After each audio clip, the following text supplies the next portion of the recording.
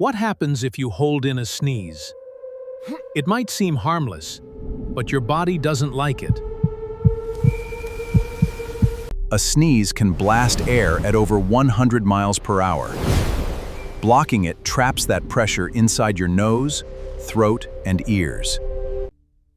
Most of the time, nothing serious happens, but in rare cases, the pressure can injure your eardrum or strain your throat. So instead of holding it in, sneeze it into a tissue or your elbow. Your body is trying to protect you. Subscribe for more.